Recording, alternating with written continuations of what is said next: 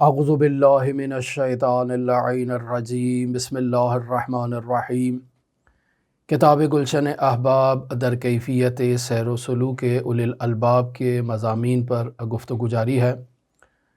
بیان ہو رہا تھا اس کتاب سے کہ اللہ کا ولی، اس کا فعل حق ہے اور حق کے علاوہ کچھ نہیں۔ اللہ کے ولی کے فعل میں مصلحت ہوتی ہے اور اس کا فعل مصلحت ایجاد بھی کرتا ہے، یعنی اگر کسی کام کا حکم دے جس میں مصلحت موجود نہیں تھی پہلے، ولی الہی کے حکم دینے سے اس فعل میں مصلحت ایجاد ہو گئی ہے۔ یہ بیان ہوا کہ اس کا اتم مصداق رسول خدا صلی اللہ علیہ وآلہ وسلم اور حضرت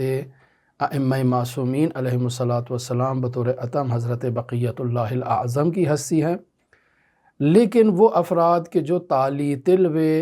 معصوم ہیں، یعنی جن کے اندر قوہ قدسیہ اور ملکہ قدسیہ ایجاد ہو چکا ہے، وہ بھی اللہ کے ایسے ولی ہیں کہ جن کا فعل حق ہے اور مصلحت ساز ہے۔ البتہ علماء کے حالات زندگی میں ایسے شواہد، ایسے نمونے ملتے ہیں کہ جو مصلحت ساز ہونے کی دلیل ہیں، لیکن اس موضوع پر یقینی بات ہے کہ بعض شخصیات کی جانب سے اختلافی رائے بھی موجود ہوگی، بطور خاص وہ افراد کے جو خود رسول خدا صلی اللہ علیہ وآلہ وسلم اور حضرات ائمہ معصومین علیہم الصلاۃ کے افعال کو فعل حق مصلحت ساز نہیں جانتے ہیں۔ وہ یقینی بات ہے کہ اولیاء الہی کے لیے تو بدرجہ اولیٰ اس رتبے کے قائل نہیں ہوں گے۔ بحث کو آگے لے کر علامہ طحرانی بیان کرتے ہیں کہ اولیاء الہی نورانیت رکھتے ہیں اور نہایت ہی اہم موضوع ہے جس کی طرف علامہ طحرانی اشارہ فرما رہے ہیں، یعنی عین اسی طرح جیسے سورج نور افشانی کرتا ہے، اس عالم کو منور کرتا ہے، روشنی دیتا ہے، عین اسی طرح سے اللہ کے ولی کا نفس، اللہ کے ولی کی روح عالم وجود کو روشنی بخشتی ہے۔ یہ کوئی دعویٰ، معمولی دعویٰ نہیں ہے، بہت بڑی بات ہے۔ یہ وہ فرد کہ جو حضرات ائمہ معصومین کی اطاعت میں خود کو فنا کر چکا ہے اور اب اس کا اپنا وجود ضیاء اہل بیت علیہم السلام کی نورانیت سے منور ہو چکا ہے، تو پس اس میں اپنا ذاتی تشخص نہیں ہے، یہ تشخص اہل بیت کا ہے جو اس کے وجود میں آ چکا ہے اور اسے نورانی دے رہا ہے اور یہ نور افشانی کر رہا ہے، اور عالم وجود کو جو نورانیت دے رہا ہے یہ در واقع خود اس کی ذاتی نہیں ہے، یہ اہل بیت علیہم السلام سے منشعب ہوئی ہے اور اس کے وجود میں آئی ہے، اس نتیجے میں کہ اس نے اپنے آپ کو اہل بیت علیہم السلام میں فنا کر دیا ہے، اپنے آپ کو اہل بیت علیہم السلام کی سیرت و تعلیمات میں ذوب کر دیا ہے۔ اب اس کا اپنا تشخص، اپنا وجود جو آپ کو دکھائی دے رہا ہے ایک تشخص کی حیثیت سے، ایک جدا وجود کی حیثیت سے، یہ بظاہر جدا وجود ہے لیکن اس کی حقیقت اہل بیت میں فنا ہو چکی ہے۔ تو ایسے شخص کا قول، ایسے شخص کا فعل خواہ نخواہ اس میں مصلحت ایجاد ہوتی ہے، چونکہ یہ تعلی طلب معصوم ہے۔ ایسے ہی جیسے سورج طلوع ہونے کے بعد نور ایجاد کرتا ہے، یہ شخص بھی عالم وجود کو نور افشانی کرتا ہے۔ بس ہمیں آغاز میں جیسے پہلے بھی بیان کیا کہ مصلحت خارجی کو افعال میں تلاش نہیں کرنا چاہیے، کہ پہلے سے ہم ایک چیز کو مصلحت تصور کر لیں اور بعد میں اللہ کے ولی کے فعل کو اس مصلحت کے ساتھ جا کر منطبق کریں۔ یہ طرز عمل نادرست ہے۔ اللہ کے ولی کا فعل خود حق ہے اور اللہ کا ولی سورج کی طرح نورانیت رکھتا ہے اور عالم وجود کو نور بخشتا ہے۔ یہ موضوع یہاں پر علامہ طحرانی بیان کرنے کے بعد آگے ایک فرعی موضوع کو مطرح کرتے ہیں اور بیان کرتے ہیں۔ فرماتے ہیں کہ بعض لوگ آیا کرتے تھے مرحوم ہاشم حداد موسوی کے پاس، چونکہ علامہ صادق طحرانی مرحوم ہاشم حداد موسوی جو مرحوم علی قاضی طباطبائی رحمۃ اللہ علیہ کے شاگردوں میں طراز اول اور طبقہ اول کے شاگردوں میں ہیں، تو بعض لوگ ان کے پاس آیا کرتے تھے اور آ کر ان سے یہ تقاضا کرتے تھے کہ آپ کوئی ایسا معجزہ دکھائیں ہمیں کہ اس معجزے کو دیکھ کر ہم جان لیں کہ آپ کے اندر کتنی پاور ہے، آپ کیا کر سکتے ہیں، آپ نے کہاں تک سفر کیا ہے، اور اس عالم طب کے اندر آپ کیا تصرف کر سکتے ہیں اور کیا تبدیلی ایجاد کر سکتے ہیں۔ عزیزان محترم، یہ طرز تفکر جو ہمارے معاشرے میں اکثر لوگوں کے درمیان پایا جاتا ہے کہ جب وہ اللہ کے ولی کو مشاہدہ کرتے ہیں تو وہ اس سے کرامت کا تقاضا کرتے ہیں یا کرامت کی توقع رکھتے ہیں۔ عزیزان محترم، اگر کوئی اللہ کا ولی کرامت کا اظہار نہیں کرتا یا جس کے وجود سے کوئی کرامت جاری نہیں ہوتی ہے تو یہ دلیل نہیں ہے کہ وہ شخص اللہ کا ولی نہیں ہے۔ جیسے حضرات ائمہ معصومین علیہم السلام کی حیات طیبہ کو دیکھیں تو ان کی خود زندگی معجزہ ہے، ان کا وجود معجزہ ہے، ان کے وجود سے معجزہ جاری ہو یا نہ ہو، ان کی ہستی سراپا، ان کا وجود جو ہے وہ نور ہے اور معجزہ رکھتا ہے۔ یہاں ایسا توقع رکھنا کہ حضرات ائمہ معصومین اپنے 24 گھنٹوں میں ہر وقت معجزات دکھایا کرتے تھے لوگوں کو، خارق العادہ واقعات، یعنی ایسی چیزیں جسے عام لوگ کرنے سے عاجز ہوں۔ حضرات معصومین علیہم السلام کی روٹین ہی زندگی کی یہی تھی کہ وہ اپنے نارمل کام چھوڑ کر ایک تخت پر، ایک کرسی پر بیٹھ جایا کرتے تھے، لوگ ان کے پاس آتے تھے اور وہ آ کر ان سے تقاضا کرتے تھے معجزات کا، اور حضرات ائمہ معصومین جو ہے وہ ہر آنے والے شخص کو معجزہ دکھاتے تھے۔ عزیزان محترم، ایسی چیز کہاں تاریخ میں دکھائی دیتی ہے اور ایسی چیز کہاں جو ہے وہ موجود ہے؟ ایسی چیزیں نہیں ہیں۔ اولیاء الہی جو ہے وہ اپنی زندگی میں کرامات اور معجزات کا اظہار نہیں کرتے ہیں۔ عزیزان محترم، یہ جو ائمہ معصومین علیہم السلام کی زندگی میں بس اوقات اپنی حقانیت کے اس بات کے لیے معجزات دکھائے گئے، یا بس اوقات نہ چاہتے ہوئے ان کی زندگی سے کوئی ایسا عمل صادر ہو گیا جو خارق العادہ تھا اور لوگ اس کی طرف متوجہ ہوئے اور لوگ اس کی وجہ سے اہل بیت کی حقانیت کی طرف متوجہ ہوئے، یہ ایک الگ موضوع ہے۔ لیکن یہ کہ ان کی زندگی کا معمول ہی کرامات اور معجزات پر تھا، ایسا نہیں ہے عزیزان محترم۔ اور اسی طرح سے وہ افراد جو طالع و معصوم ہیں، ان کی زندگی میں بھی یہ کوئی لازمہ نہیں ہے کہ وہ اپنی زندگی کو کرامات اور معجزات پر استوار کریں،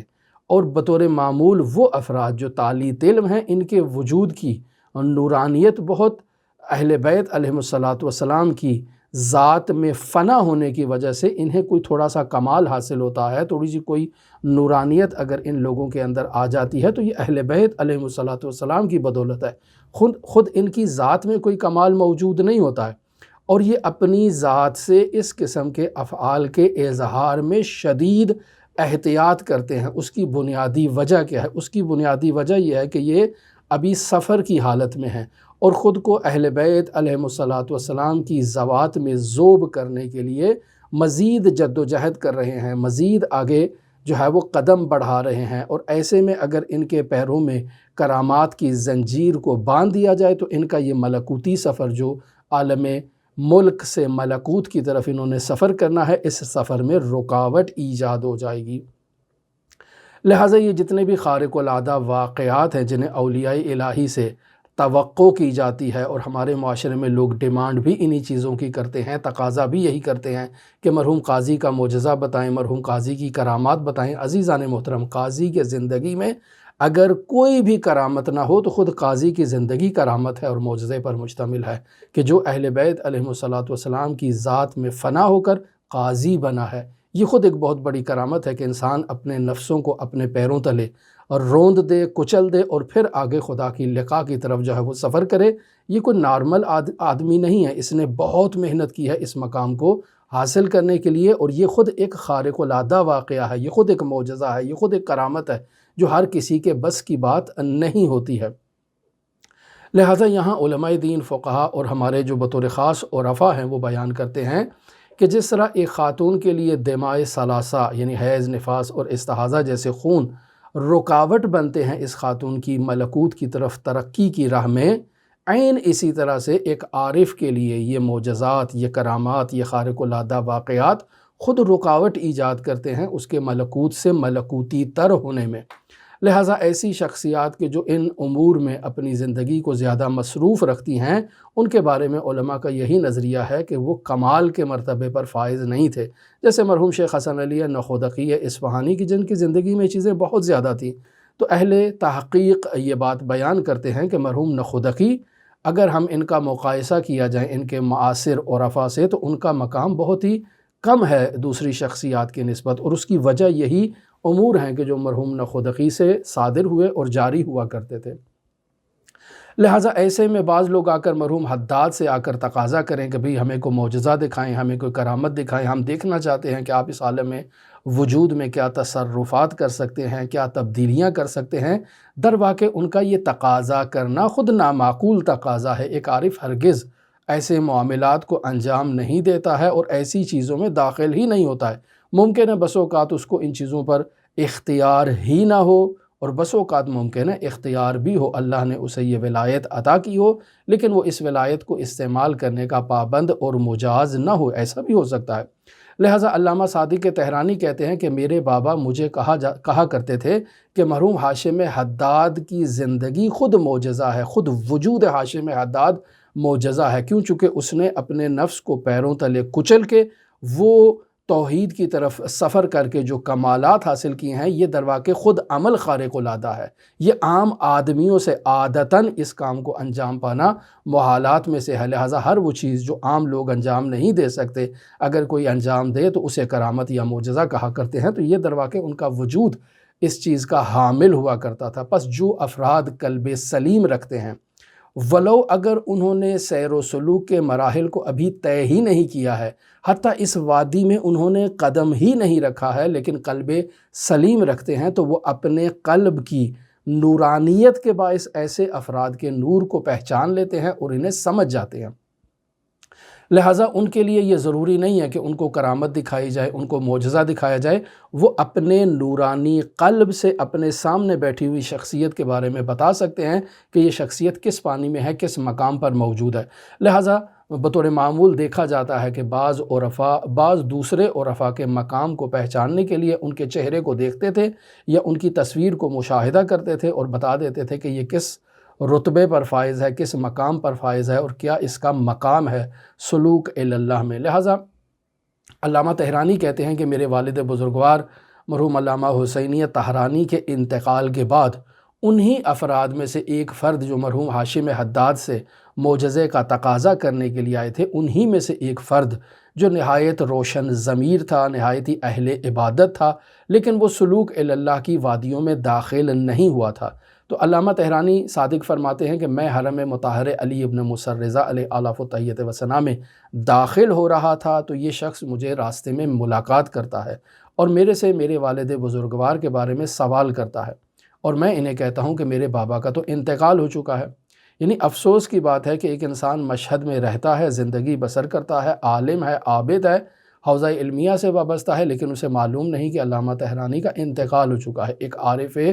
جلیل القدر کا، ایک عظیم الشان فقیہ کا انتقال ہو چکا ہے اور اسے معلوم نہیں ہے۔ یہ در واقع دلیل ہے اس بات کی کہ مرحوم علامہ تہرانی کس قدر غریب تھے حوزہ علمیہ میں، کہ لوگ جو اہل علم تھے وہ بھی ان سے زیادہ رابطے میں نہیں ہوا کرتے تھے۔ لہٰذا علامہ صادق تہرانی کہتے ہیں کہ میں نے ان سے کہا کہ میرے بابا کا تو انتقال ہو چکا ہے، تو علامہ صادق تہرانی کہتے ہیں کہ وہ شخص نہایت ہی افسردہ ہوئے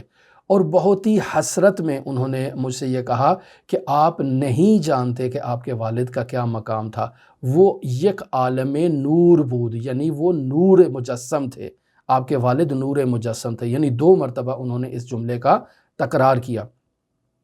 پھر علامہ صادق تہرانی فرماتے ہیں کہ اس بات کے پیش نظر کہ یہ شخص کہ جو میرے والد کے نور کی طرف اشارہ کر رہا ہے اور ان کے نورانی ہونے کو، سراپا نور ہونے کا اظہار کر رہا ہے اور 2 مرتبہ اس جملے کا تکرار کر رہا ہے، اس شخص کا میرے بابا سے کوئی رابطہ نہیں تھا۔ صرف حرم مطہر علی ابن موسیٰ رضا میں شاید کوئی ایک آدھی مرتبہ انہوں نے میرے بابا کو دور سے دیکھ لیا ہو، لیکن ان کا یہ کہنا کہ وہ ایک عالم نور بود، یہ اس بات پر دلیل ہے کہ جو خداوند متعال نے بیان فرمایا ہے کہ جس انسان کے پاس قلب سلیم ہوتا ہے وہ اپنے قلب کی بدولت اللہ کے بندوں کی اور اولیاء الہی کی نورانیت کو پہچان لیتا ہے، اللہ نے اسے اس قلب سلیم کی بدولت یہ توانائی عطا کی ہوتی ہے کہ وہ اولیاء الہی کو پہچان لے۔ لہٰذا معاشرے میں عزیزان محترم، اگر آپ نے اولیاء الہی کو پہچاننا ہے تو اس کا فارمولہ کیا ہے؟ فارمولہ یہ ہے کہ آپ کو اپنے قلب کو قلب سلیم میں تبدیل کرنا ہوگا، عبادت کے بدولت، ریاضت کے بدولت، تقوی کی بدولت، پرہیزگاری کی بدولت، جہاد بے نفس کی بدولت آپ کو خود کو پاکیزہ کرنا ہے۔ جب آپ خود پاکیزہ ہوں گے تو دوسرے پاکیزہ افراد کو پہچاننے میں آپ کی طہارت نفس، آپ کا قلب سلیم آپ کی مدد کرے گا۔ لہٰذا علامہ طحرانی کہتے ہیں کہ ایک ڈاکٹر صاحب تھے جو ظاہراً اہل دنیا اور ابنائے دنیا سے ان کا سروکار تھا اور رابطہ تھا۔ یہ ڈاکٹر خود اہل سلوک نہیں تھے، لیکن نماز پڑھا کرتے تھے، بہت زیادہ شرعی آداب و رسومات کی جو ہے وہ پابندی نہیں کیا کرتے تھے۔ تو یہ ڈاکٹر مجھ سے ملے اور مجھے کہتے ہیں کہ میں نے ایک سے زیادہ مرتبہ آپ کے بابا سے ملاقات نہیں کی ہے اور میں نے ان کو زیادہ نہیں دیکھا ہے، لیکن میں نے آج تک اپنی زندگی میں ایسی نورانی شخصیت کو نہیں دیکھا جیسی نورانی شخصیت مرحوم علامہ حسینی طحرانی تھے۔ تو علامہ طحرانی صادق فرماتے ہیں کہ اس کی کیا وجہ ہے کہ یہ ڈاکٹر جو ابنائے دنیا سے رابطے میں ہے، اس نے میرے بابا کی نورانیت کو کہاں سے پہچانا؟ تو اس کا جواب دیتے ہیں کہ اس کی بنیادی وجہ قلب سلیم ہے، یعنی جو انسان نماز پڑھتا ہے اور واقعاً اس نماز میں خضوع اور خشوع کا اظہار کرتا ہے، ایسا انسان اللہ کے پاکیزہ بندوں کو پہچان لیتا ہے۔ اب اس کی دلیل کیا ہے؟ تو علامہ طحرانی یہاں ایک روایت کی طرف اشارہ کر رہے ہیں۔ یہ روایت خود کتاب کے متن میں تھوڑے سے جملے اس کے انہوں نے ترجمے کے طور پر بیان کیے ہیں، لیکن کتاب کے حاشیے میں اس روایت کے کچھ کلمات اور کچھ جملے انہوں نے دیے ہیں۔ ہم بھی بطور تبرک اور تیمن اس روایت کے کچھ کلمات کو آپ کی خدمت میں بیان کرتے ہیں، اور بطور خاص وہ مطلب کہ جو ہمارے مدعا پر دلالت کرتا ہے کہ اولیاء الہی کی نورانیت کو پہچاننے کا فارمولہ کیا ہے کہ انسان قلب سلیم رکھتا ہو، انسان اللہ کی عبادت کرتا ہو، اللہ نے اس کے دل میں جو ہے وہ ایسی جو ہے وہ نورانیت ایجاد کر دی ہو کہ وہ اللہ کی عبادت کے نتیجے میں اللہ کے اولیاء کے نورانی چہروں کو پہچاننے کی صلاحیت رکھتا ہے۔ روایت ہے حضرت جابر بن عبداللہ انصاری سے اور کتاب ہے الغیبۃ النعمانیہ، اس میں یہ روایت درج کی گئی ہے، اور جابر بن عبداللہ انصاری اس روایت کو نقل کرتے ہیں۔ کہتے ہیں کچھ لوگ یمن سے رسول خدا صلی اللہ علیہ وآلہ وسلم کی خدمت میں شرف یاب ہو رہے ہیں۔ رسول خدا صلی اللہ علیہ وآلہ وسلم سے ان کے جانشین کے بارے میں سوال کرنا چاہتے ہیں۔ رسول خدا نے اس اجتماع کو جو ہے وہ مخاطب قرار دیا اور اس اجتماع میں کہا کہ آپ اپنے قلب سلیم کی وجہ سے اس ہستی کی طرف متوجہ ہوں کہ میرے اصحاب میں جو شخص آپ کے دل میں محبت ایجاد کرتا ہے، جسے دیکھ کر آپ کا قلب مطمئن ہو جاتا ہے، وہ میرے بعد میرا جانشین ہے اور میرا خلیفہ ہے۔ پھر وہ افراد اٹھتے ہیں، ایک ایک صحابی رسول کو جا کر معائنہ کرتے ہیں، اس کے چہرے کا معائنہ کرتے ہیں، اور آ کر تمام وہ افراد امیر المؤمنین علی ابن ابی طالب کے سامنے آ کر کھڑے ہو جاتے ہیں اور رسول خدا سے کہتے ہیں کہ یا رسول اللہ، یہ وہ شخصیت ہیں کہ جن کے وجود بابرکت نے ہمارے دل میں اطمینان ایجاد کیا ہے اور جنہوں نے ہماری طرف اپنی توجہ کو مبذول کیا ہے۔ اس روایت میں کیا ہے؟ کتاب ہے الغیبۃ النعمانیہ، صفحہ نمبر 39 ہے، اور روایت نمبر جو ہے وہ 1 ہے، یعنی حدیث نمبر 1 ہے، اور یہ 39 سے 41 صفحے تک جو ہے نا یہ روایت تفصیلی ہے۔ جابر بن عبداللہ انصاری سے یہ نعمانی جو ہیں وہ اس روایت کو نقل کرتے ہیں۔ روایت میں ابتدا میں یہ ہے کہ وفد علی رسول اللہ صلی اللہ علیہ وآلہ وسلم اہل الیمن، کہ یمن سے ایک وفد، ایک گروہ رسول خدا صلی اللہ علیہ وآلہ وسلم کی خدمت میں شرفیاب ہوتا ہے۔ فقال النبی، تو رسول خدا جو ہے وہ چونکہ علم غیب رکھتے ہیں، رسول خدا عالم ہیں، فرماتے ہیں جاءکم اہل الیمن یبصون بصیصا، اپنے اصحاب سے کہتے ہیں کہ تمہاری طرف ایک یمنی گروہ نہایتی تیزی کے ساتھ جو ہے وہ تمہاری طرف آ رہا ہے۔ فلما دخلوا، اور جب وہ گروہ رسول خدا صلی اللہ علیہ وآلہ وسلم کی بارگاہ میں شرفیاب ہوتا ہے، فقال، تو قال فرماتے ہیں قوم رقیقۃ قلوبہم، تو رسول خدا فرماتے ہیں کہ ایسے لوگ ہیں کہ جن کے دل نرم ہیں، راسخن ایمانہم کہ جن کے ایمان پختہ ہیں، ومنہم المنصور اور انہی میں سے ایک شخص منصور ہوگا، یعنی یہ جو افراد آئے ہیں ان میں منصور نہیں ہے بلکہ اس گروہ میں ایک شخص منصور ہوگا، یعنی ان افراد کی اسلاب میں ایک شخص منصور ہوگا، یخرجو فی 70,000 کہ جو 70,000 افراد کی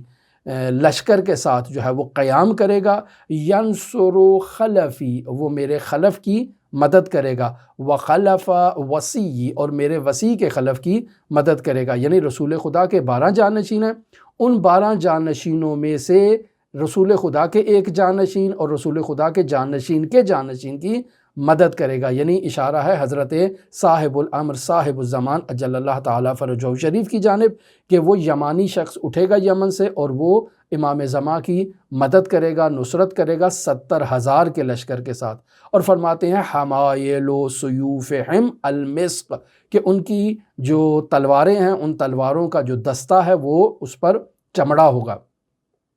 فقالو یا رسول اللہ، اب یہ جو یمنی گروہ آیا ہے رسول خدا کی خدمت میں تو آ کر مخاطب کرتا ہے ومن وصیو کا، یا رسول اللہ ہمیں بتائیں کہ آپ کے بعد آپ کا وصی کون ہے۔ فقال تو رسول خدا یہ نہیں بتاتے ہیں کہ جاؤ وہ سامنے بیٹھا ہوا ہے جا کر اس سے آپ ملاقات کر لو، بلکہ رسول خدا یہاں کچھ آیات کا سہارا لے کر ان کے دلوں کے وہ متوجہ کرتے ہیں اپنے وصی کی طرف۔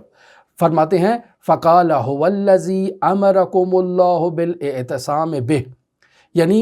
میرا وصی وہی شخص ہے کہ جس کے اعتصام کا اللہ نے آپ کو حکم دیا ہے، یعنی فقال عز وجل اللہ تبارک و تعالیٰ کیا فرما رہے وَاعْتَصِمُوا بِحَبْلِ اللَّهِ جَمِيعًا وَلَا تَفَرَّقُوا کہ اللہ کی رسی کو مضبوطی سے تھام لو اور آپس میں تفرقہ اختیار نہ کرو، متفرق نہ ہو۔ یہ حبل اللہ کون ہے؟ یہ حبل اللہ رسول خدا کا جانشین ہے، رسول خدا کا وارث ہے، رسول خدا کے بعد رسول خدا صلی اللہ علیہ وآلہ وسلم کا خلیفہ ہے، اور اللہ نے اس خلیفہ کے ساتھ اعتصام کا لوگوں کو حکم دیا ہے۔ فقالو پھر ان لوگوں نے سوال کیا یا رسول اللہ بالذی بعثک بالحق نبیا کہ وہ ذات جس نے آپ کو برحق نبوت پر مبعوث کیا ہے، ارعناہ فقد اشتقنا الیہ، یا رسول اللہ ہمیں دکھائیے ہم اس کے مشتاق ہیں، یعنی وہ یہ چاہتے تھے کہ رسول خدا اشارہ کریں اپنے اصحاب میں اور کہیں وہ سامنے میرا وصی بیٹھا ہے جاؤ جا کر آپ اس سے ملاقات کر لو، لیکن انہوں نے سوال بھی یہی کیا ارعناہ ہمیں دکھائیے کہ آپ کا وصی کون ہے، فقد اشتقنا بتحقیق کہ ہم مشتاق ہیں الیہ آپ کے وصی کی زیارت کے لیے۔ فقال تو رسول خدا نے ایسا نہیں کیا کہ جاؤ وہ سامنے بیٹھا ہے، نہیں، هو الذی جعلہ اللہ آیۃ للمؤمنین المتوسمین، میرا وصی وہ ہے جسے اللہ نے صاحبان فہم و فراست مؤمنین کے لیے نشانی قرار دیا ہے، وہ میرا وصی ہے۔ فَإِن نَظَرْتُمْ إِلَيْهِ اب رسول خدا فرما رہے ہیں کہ اگر تم اس کے چہرے کی طرف دیکھو گے، اور وہ شخص جو دیکھنے والا ہے من کان لہو قلب اس کے پاس قلب جو ہے وہ قلب سلیم ہے، او القى السمع وهو شہید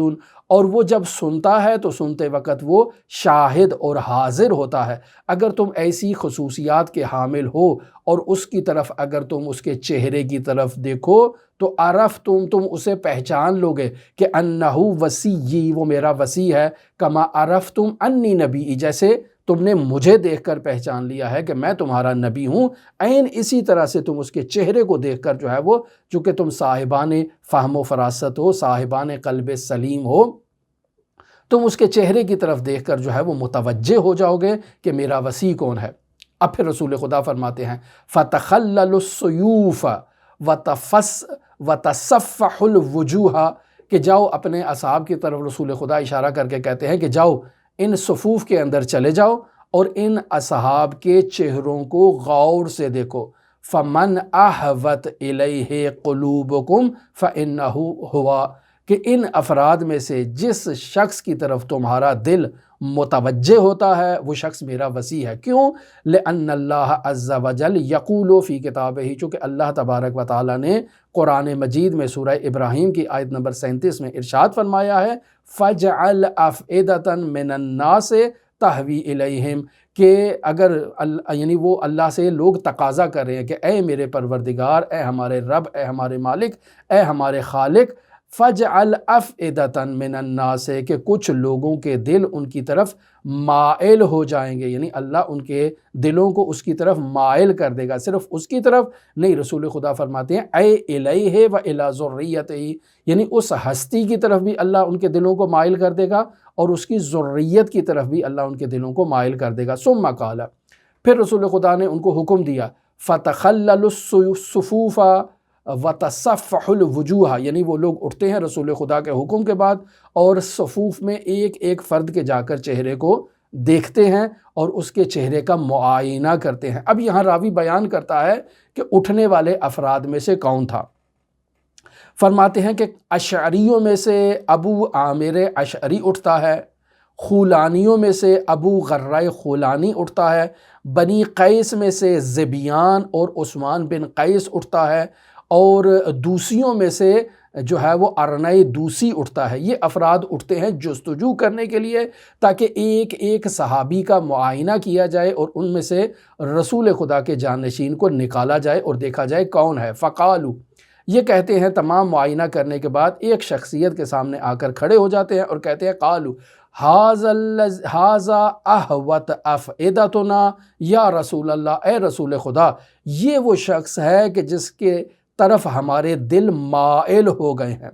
تو رسول خدا کیا فرماتے ہیں؟ فقال النبی انتم نجبۃ اللہ حین عرفتم، تم اللہ کے منتخب بندے ہو، یعنی ان افراد کو بیان کر رہے ہیں کہ آپ اللہ کے منتخب بندے ہو۔ عرفتم وصی رسول اللہ قبل ان تعرفوہ، کہ اللہ کے رسول کے وصی کو تم نے ایسی حالت میں پہچانا ہے کہ ابھی اس کا اعلان ہی نہیں ہوا اور تم نے پہچان لیا ہے۔ اب رسول خدا ان سے سوال کرتے ہیں فَبِمَا عَرَفْتُمْ أَنَّهُ هُوَ، کس طرح تم نے پہچان لیا کہ یہ شخص جس کے سامنے تم کھڑے ہو یعنی علی ابن ابی طالب، کیسے تم نے پہچانا کہ یہ میرا وصی ہے؟ وہ کہتے ہیں فَرَفَعُوا أَصْوَاتَهُمْ يَبْكُونَ وَيَقُولُونَ، یعنی انہوں نے دھاڑے مار کر رونا شروع کر دیا بلند بلند آواز میں، اور سب کہنے لگے یا رسول اللہ، اے رسول خدا، نظرنا الی القوم، ہم نے آپ کے تمام اصحاب کو دیکھا ہے، فلم تحن لہم قلوبنا، ان میں سے کسی نے ہمارے دل کو اپنی طرف جو ہے وہ مرغوب نہیں کیا، یعنی ہمارے دلوں میں کسی کو دیکھ کر رغبت ایجاد نہیں ہوئی ہے۔ وَلَمَّا رَعَيْنَاهُ، اور جب ہم نے اس ہستی یعنی امیر المؤمنین علی ابن ابی طالب علیہ آلاف و تحیت و ثنا کی طرف دیکھا ہے،